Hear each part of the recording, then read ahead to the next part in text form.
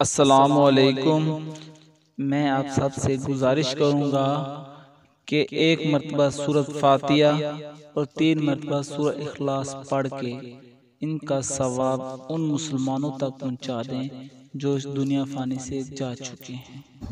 امام علی علیہ السلام رستے سے گزر رہے تھے، دیکھا ایک شخص دوسرے لوگوں کو بتا رہا تھا کہ فلاں شخص نے بہت اچھی موت پائی، نہ اس نے بیماری دیکھی نہ اسے کوئی تکلیف ہوئی، بس اچانک سے صبح اٹھے اور مر چکا تھا۔ اور دوسرا وہ ہمارے محلے کا بندہ تھا جو بیمار ہو کے تڑپ رہا تھا، وہ کافی عرصہ بستر پہ تھا، اللہ ایسی موت کسی کو نہ دے۔ بس امام علی علیہ السلام نے یہ سنا، آپ قریب گئے اور آپ فرمانے لگے، اے بندہ خدا، یہ کبھی نہ کہو، کیونکہ اچھی موت کا معیار یہ نہیں۔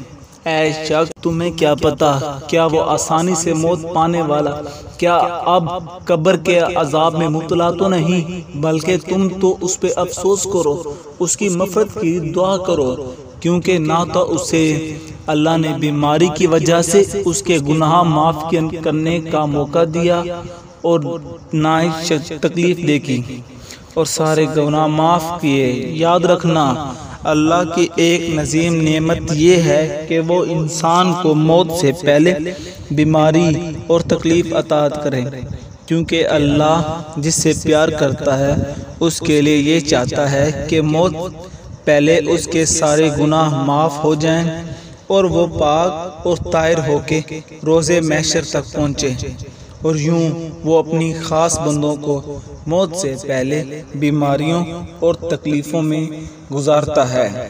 یاد رکھنا، کبھی ایسے انسان کی موت پہ نہ ہنسنا، کیونکہ موت سے پہلے والی تکلیف اللہ کی طرف سے بخشش کی ضمانت ہے۔ میری ویڈیو اچھی لگی ہو تو لائک کریں، شیئر کریں، سبسکرائب کریں۔